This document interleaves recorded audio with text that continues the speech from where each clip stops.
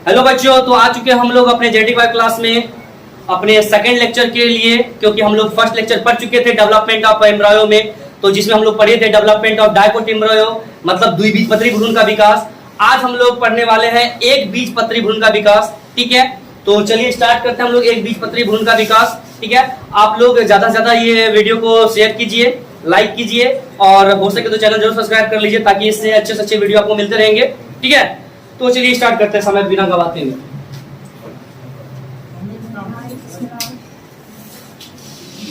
सबसे पहले हम लोग ये जानेंगे कि जो कल हम लोगों ने पढ़ा था द्विबीजपत्री भ्रूण का विकास, डेवलपमेंट ऑफ डायकोट एम्ब्रायो, बिल्कुल उसी की तरह ये भी होता है।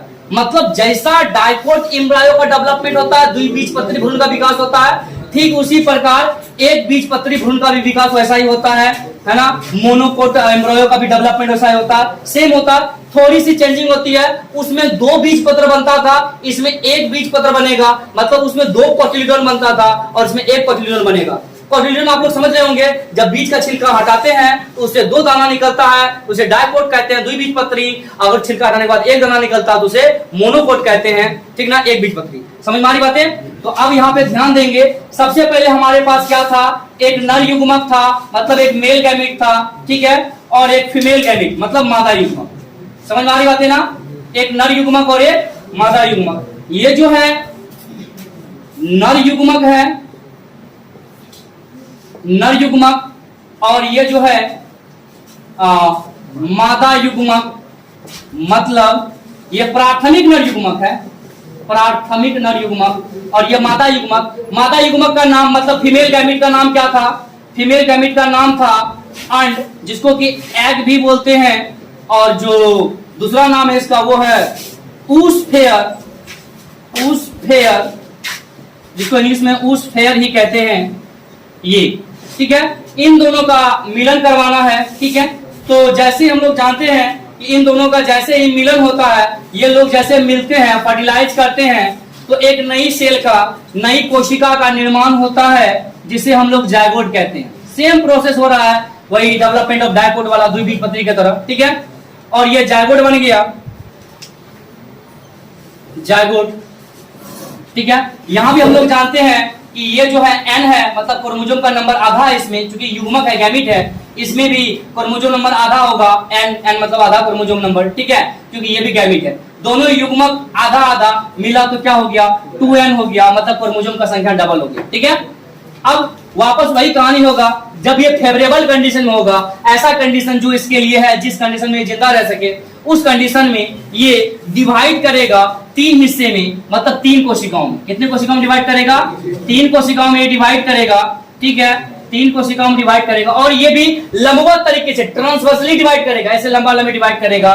ठीक है, 1 2 और 3। ठीक है, अब यहां देख रहे हैं हम लोग, यहाँ तीन कोशिका बन गया। अब सबसे अमेजिंग फैक्ट यहाँ पे ये आ रहा है कि सर कल जो आप बताए थे जायगोट दो ही कोशिका बनता है, जायगोट जब दो ही सेल में डिवाइड होता है, लेकिन अभी यहाँ पे तीन सेल में डिवाइड हो रहा है, ये कैसे पॉसिबल है? तो मैं बता दूं कि जैसे ये दोनों मिला था, जायगोट बना, तो जायगोट सबसे पहले क्या किया, दो सेल में डिवाइड हुआ।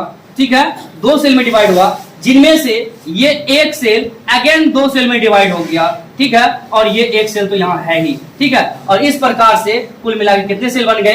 तीन सेल बन गए। मतलब ये एक सेल आगे चल के दो सेल में डिवाइड होता है, इसीलिए यहाँ पे तीन सेल बन गया। कहानी समझ में आ रही है आपको? ठीक है, अब यहाँ पे देखेंगे कल के क्लास में, मतलब कि जब हम लोग द्विबीजपत्री भ्रूण का विकास पढ़ रहे थे, डायकोट एम्ब्रायो का डेवलपमेंट पढ़ रहे थे, तब हम लोगों ने जाना था कि जो दो सेल होता है उसमें से एक सेल ऊपर और एक सेल नीचे होता है। ऊपर वाला सेल बेसल सेल था और नीचे वाला सेल टर्मिनल सेल था, लेकिन यहाँ पे जो ऊपर वाला सेल होगा वो टर्मिनल सेल होगा, वो टर्मिनल सेल होगा, और जो नीचे वाला सेल होगा वो बेसल सेल होगा। ठीक है, वो बेसल सेल होगा और ये टर्मिनल सेल होगा। क्लियर? आप देखेंगे जो बीच वाला सेल है उसको मिडिल सेल कहते हैं, मध्य कोशिका। ठीक है, उसको क्या कहते हैं? मिडिल सेल कहते हैं, मध्य कोशिका कहते हैं। ध्यान देंगे, अब यहाँ पे हमको जानना है यही तीन सेल आगे चल के क्या क्या चीज बनाती है या कैसे निर्माण होता है। ठीक है, सबसे पहले जान लीजिए कि जो टर्मिनल सेल है वो आगे चल के कोटिलिडोन का निर्माण करेगा, मतलब बीजपत्र का निर्माण करेगा, वही बीजपत्र जो छिलका हटाने के बाद बनता है। ठीक है, क्वाड्रिलिडोन का निर्माण करेगा, मतलब बीज पत्र का निर्माण करेगा। ठीक है।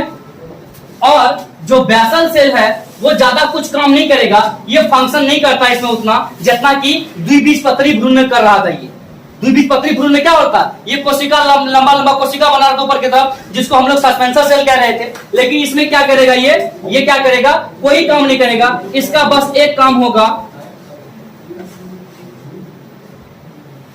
एब्जॉर्प्शन ऑफ न्यूट्रिशन, मतलब पोषण का अवशोषण। किसका अवशोषण, पोषण। मतलब बेसल सेल जो है वो सिर्फ पोषण अवशोषित करेगा। क्यों, क्योंकि यह दोनों सेल जो है, टर्मिनल सेल और मिडिल सेल, यह दोनों सेल आगे चलकर कुछ बनाने वाली है, कुछ नया करने वाली है। ठीक है, उसी दोनों को कुछ बनाने के लिए पोषण की आवश्यकता पड़ती है, तो ये बेसल सेल इन दोनों को पोषण देते रहता है। ये पोषण एब्जॉर्प्शन का काम है ना, पोषण का अवशोषण काम किसका है, बेसल सेल का। काम समझ गए। और टर्मिनल सेल क्या बनाएगा, क्वाड्रिलिडोन बनाएगा। तो चलिए इसका कंप्लीट डायग्राम हम लोग देख लेते हैं।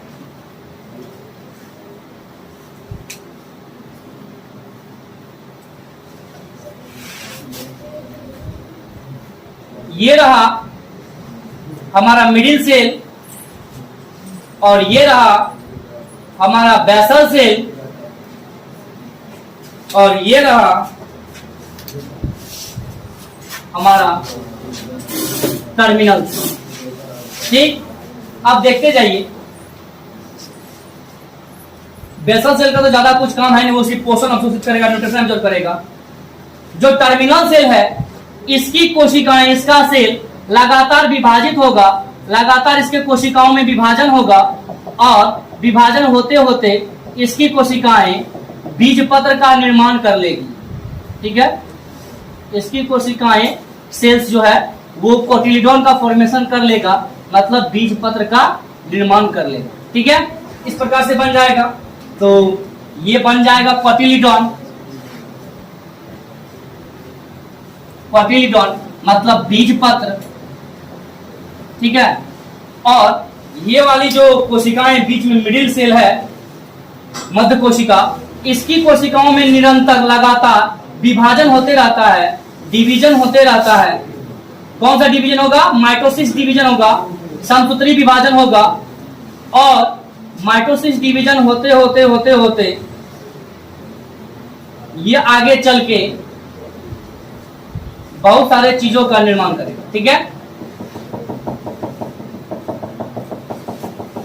तो ये बहुत सारी चीज का निर्माण करेगा। किसका किसका निर्माण करेगा वो भी जान लेते हैं हम लोग। ये आगे चल के निर्माण करने वाला है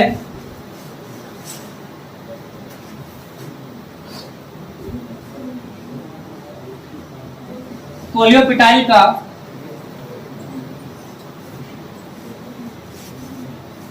रेडिकल का, पिल्यूमुल का,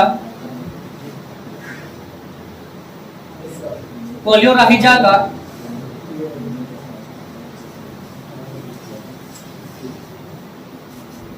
हाइपो नहीं कोलियोराहिजा तक का। ठीक है, यही तक का ये निर्माण करेगा, फॉर्मेशन करेगा।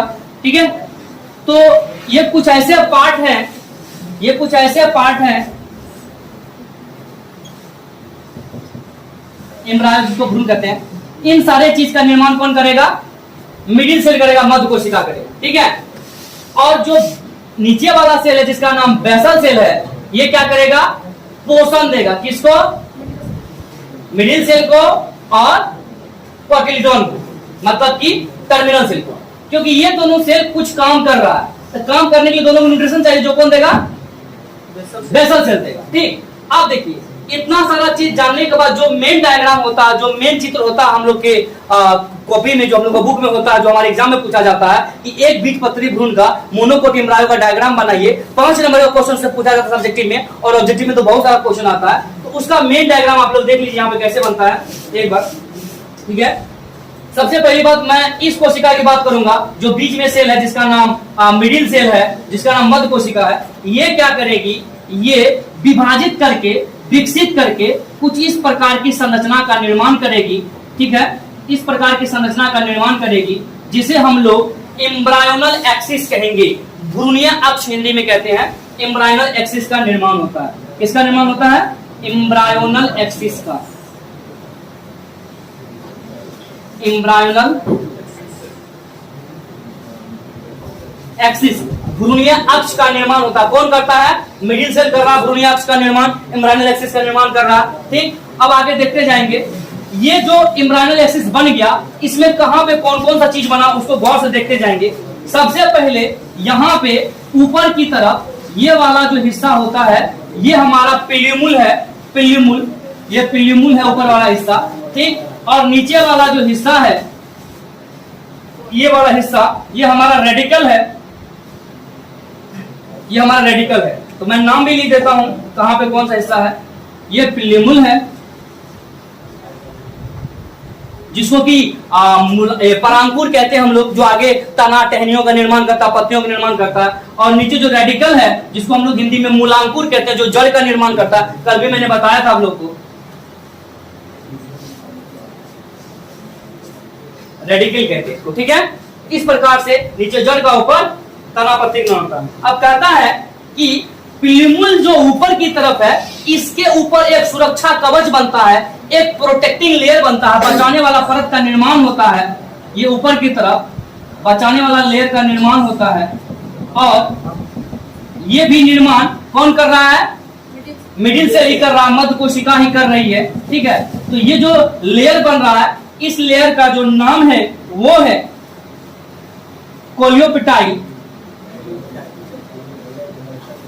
कोलियोपिटाइल। ठीक है, और जो नीचे है रेडिकल, इसको भी तो सुरक्षा चाहिए, तो इसको सुरक्षा देने के लिए इसके ऊपर भी एक परत का निर्माण होता है। ठीक है, जिसको हम लोग बोलते हैं कोलियोराहिजा। ठीक है, तो नीचे भी एक परत का निर्माण होता है, जिसको हम लोग क्या बोलते हैं? कोलियोराहिजा बोलते हैं। आपको डायग्राम एक बार में याद हो जाएगा, बस ध्यान से आप लोग देखते जाइए। कोलियोराहिजा, और ये डायग्राम इस प्रकार से बना। अब यहाँ पे देखना एक चीज और है, जो हमारा बेसल सेल था, बेसल सेल अभी नीचे में है। यहाँ पे कहाँ पे है? नीचे में। ये बेसल सेल हमारा नीचे में है, याद रखेंगे, बेसल सेल को भूल नहीं जाएंगे अभी। ठीक ना, बेसल सेल का बस यहीं पे काम तमाम हम लोग को करना है, इसी डायग्राम में। यहाँ पे तो ये वाला जो सेल है वो क्या है? बेसल सेल है। तो नीचे जो है ये बेसल सेल है, यहाँ हम लोग को दिख रहा है बेसल सेल। ठीक है, और ये लेयर दिख रहा है कोलियोराहिजा। ठीक है, अब देखो, बेसल सेल तो सिंगल सेल था, है ना, वो तो उतना, इसका काम था इन दोनों को पोषण देकर बड़ा कर देना। अब तो भैया इसके पास इतना कैपेसिटी थोड़ा है, दोनों को पोषण उतना दे पाएगा, तो उतना पोषण नहीं दे पाता। ये बेचारा कहता भैया हम आप पोषण नहीं दे पाएंगे, अब तुम लोग को, हमारे पास उतनी क्षमता नहीं है, क्योंकि तुम लोग बड़े हो चुके हो, लंबा हो चुके हो खूब, तुम लोग को पोषण हम नहीं दे सकते, इसलिए ये पोषण देना छोड़ देता है और ये डेड कर जाता है। अब आगे उसको पोषण कहां से मिलता है मैं आगे बताऊंगा, फिलहाल आगे जानू। यही जो मिडिल सेल की जो कोशिकाएं हैं, मिडिल सेल की जो कोशिकाएं, मध्य कोशिकाएं जो है, ये एक चीज और बनाती है। यहाँ पे मैं लिखना भूल गया था, एक चीज और बनाती है, उसको कहते हैं SUSPENSOR, सस्पेंसर सेल। कौन सा सेल? Suspensor cell. हम लोग जानते थे कि द्विबीजपत्री भ्रूण में, डायकोट में, है ना, सस्पेंसर सेल का निर्माण कौन करता था? बेसल सेल करता था। लेकिन एक बीजपत्री में, मोनोकेट में, सस्पेंसर सेल का निर्माण कौन करेगा? मिडिल सेल करेगा। ये बहुत बड़ा फर्क है, इस बात को याद रखेंगे आप लोग। ठीक है, तो यहाँ पे मैं एक सस्पेंसर सेल भी बना देता हूँ, जो किससे डेवलप होकर बना है? जो मध्य कोशिकाओं से मिलकर बना है, मतलब कि मिडिल सेल से बना है। तो ये हमारा कौन सा सेल है? सस्पेंसर सेल है, सस्पेंसर सेल है। ठीक है, यहाँ तुम यहाँ खड़ा रहो, काहे बकवा करता तुम लोग? बीमारी है क्या?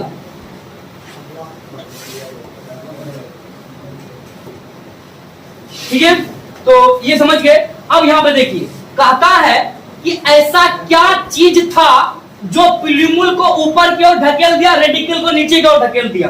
तो भैया यहाँ पे एक बॉर्डर था, क्या था? एक बॉर्डर था, यूं एक लाइन थी, एक सेगमेंट थी। ठीक है, ये, और इधर भी एक सेगमेंट रहता है। ठीक है, याद रखेंगे, ये बॉर्डर जो है, ये सेगमेंट जो है, ये क्या है, क्या नाम है सेगमेंट का? बॉर्डर का देख लीजिए। जो लाइन, जो सेगमेंट, जो बॉर्डर पिल्यूमुल को ऊपर की ओर ढकेला, उस बॉर्डर का नाम है इपिकोटाइल। क्या नाम है? EPCOTYL, epicotyl. ठीक है। और जो बॉर्डर रेडिकल को नीचे धकेला, मूलांकुर को नीचे धकेला, उस बॉर्डर का, उस लाइन का नाम है हाइपोकोटाइल। हाइपोकोटाइल। ठीक। इपिकोटाइल ने पिल्यूमुल को उधर कर दिया, हाइपोकोटाइल ने रेडिकल को उधर कर दिया। पिल्यूमुल का ऊपर का लेयर कोलियोपेटाइल, रेडिकल का ऊपर का लेयर कोलियोराहिजा। रेडिकल के ऊपर जो कोलियोराहिजा है उससे अटैच है बेसल सेल, और बेसल सेल के ठीक अब तो हम लोग जान गए जो मिडिल सेल था वो डेवलप करके एम्ब्रायनल एक्सिस बनाया, और एम्ब्रायनल एक्सिस के अंदर इतना सारा चीज होता है। जान गए तब बात। अब आगे जो ऊपर में सेल था जिसका नाम क्या था? टर्मिनल सेल था, जो आगे चलकर कोटिलिडॉन बनाया था। तो भैया कोटिलिडॉन को भी तो इस मिडिल सेल से जुड़ना होगा। तो कोटिलिडॉन भी अभी वृद्धि किया है, खाली लड़के वृद्धि नहीं किया है, इधर और देखिए वृद्धि हुआ है। तो कोटिलिडॉन भी लम्हर के लम्बा हो गया। ठीक है। कोटिलिडॉन भी क्या हुआ है? लम्हर के लम्बा हो गया। समझे बात को? तो यहां पे ये कोटिलिडॉन हमारा क्या है? कोटिलिडॉन। ये कोटिलिडॉन है। ठीक है। तो देखिए यहाँ पे कोटिलिडॉन को हिंदी में लोग क्या बोलते हैं? बीज पत्र बोलते हैं। ठीक है। तो ये है। अब कहता क्या है? जब बेसल सेल ने न्यूट्रिशन लेना बंद कर दिया, मना कर दिया, इतना वो नहीं दे सकता, वो कम गछा कौन? कोटिलिडॉन। रियल में कोटिलिडॉन भी नहीं, कोटिलिडॉन के ऊपर पाए जाने वाला एक परत, कोटिलिडॉन के ऊपर पाए जाने वाला एक लेयर, परत, जिसका नाम था एस्कुटेलम। एस्कुटेलम। कौन कुटेलम? एस्कुटेलम। ठीक है। ये एस्कुटेलम नाम का लेयर क्या करता है? एंडोस्पर्म से भ्रूण कोश से पोषण खींच खींच के देते रहता। ठीक है। अब यहाँ पे एक चीज और जान लो, लगे हाथ एक चीज और जान लो। ये जो कोटिलिडॉन है और ये जो एम्ब्रायनल एक्सिस है, दोनों का कहीं ना कहीं मिलन चल रहा है, जोड़ चल रहा है। ठीक है। ये जो मिलन वाला पॉइंट है, जो जोड़ वाला पॉइंट है, इस मिलन वाले पॉइंट को क्या कहते हैं? इस मिलन वाले पॉइंट को कोटिलिडनरी नोड कहते हैं। कोटिलिडनरी नोड क्या कहते हैं? उसको कोटिलिडनरी नोड कहते हैं, जहां पे ये जुड़ता है। कहानी आपको पूरा समझ में आ रहा होगा कि मैंने क्या किया। अब हम क्या कर रहे हैं कि पूर्ण रूप से एक डायग्राम बना रहे हैं कि एक बीज पत्र कैसे बना, मतलब मोनोकोट का निर्माण हुआ कैसे। तो सबसे पहले हमें एक बीज चाहिए, जो बीज में एक ही दाना होता है, और हमें मालूम है ये दाना हमें मक्का के अलावा और नहीं मिल सकता कहीं पे। मक्का बोले तो मेज। ठीक। देखिए सबसे इंपॉर्टेंट बात, ये मक्का का एक दाना है, मेज का एक बीज है। ठीक है। इसमें केस क्या होगा? आप लोग गांव देहात में हाईवे पर, NH पर मकई सुखाते होंगे, है ना? सुखाते हैं। और जब आप मकई सुखाते हैं तो मकई को सूखा है कि नहीं, अब गरीब आदमी कहां से मशीन लाएगा चेक करने के लिए कि कहां से कैसे चेक करेंगे? तो उसको चेक करने के लिए रोड पर से मकई उठा के दांत के तौर में लेते हैं, कड़ाक से आवाज करता है। ठीक। और जब कड़ाक से आवाज करता है, ओहो मकई सूख गया। तो कड़ाक से आवाज दो जगह का होता है।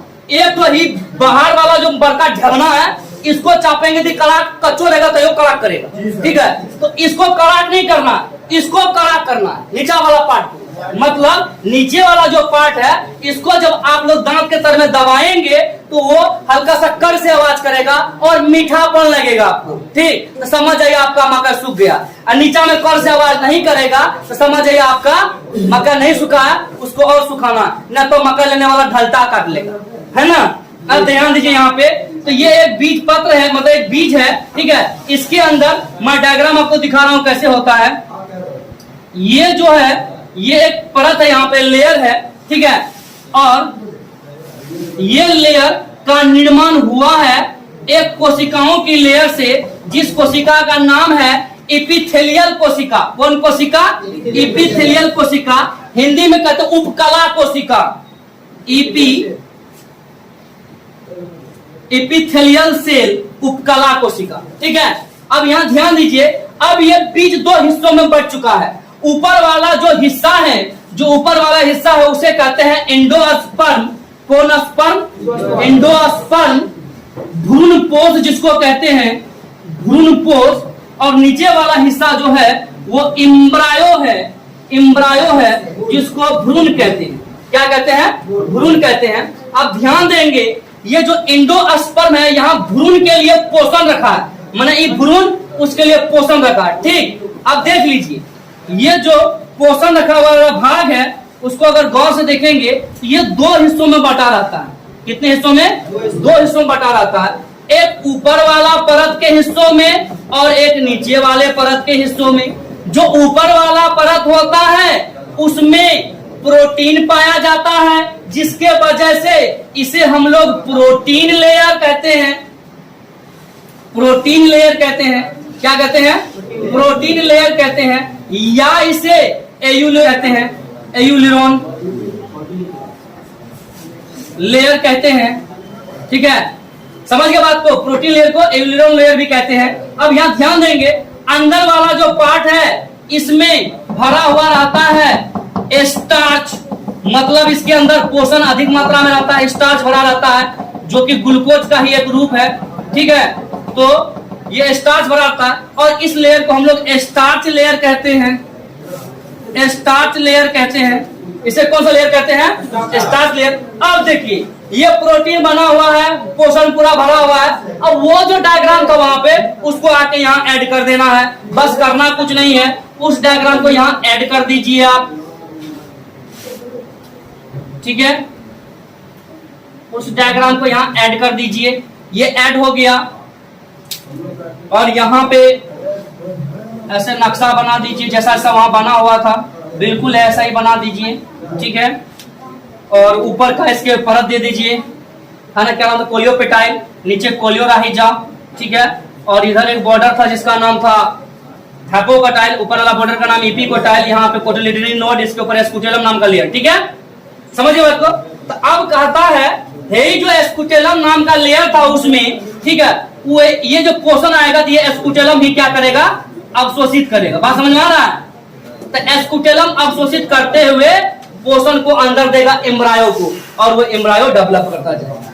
बात समझ में आ रहा है? इस प्रकार से एक बीजपत्री भ्रूण का निर्माण हो जाएगा। केस क्लियर हुआ? समझे बात को? तो उम्मीद करते हैं आपको ये वीडियो से अच्छी जानकारी मिली होगी। द्विबीजपत्री भ्रूण भी मैंने बता दिया, एक बीजपत्री भ्रूण बता दिया। अगर इसमें आपको बोर्ड एग्जाम में क्वेश्चन पूछ रहा है तो कम से कम 5 से 10 नंबर का पूछेगा। अगर बोर्ड एग्जाम में क्वेश्चन नहीं पूछता है तो नीट में फाइनल ये है कि इससे क्वेश्चन आते ही आते हैं। बहुत इंपॉर्टेंट टॉपिक था, मैंने विद डायग्राम बताया है। ठीक है, इस वीडियो को बार बार देखिए, डायग्राम बना के कोशिश कीजिए समझने का, तो कहीं ना कहीं ज्यादा से ज्यादा आप लिख पाएंगे एग्जाम में और अच्छे समझ पाएंगे। तब तक के लिए thank you, thanks a lot.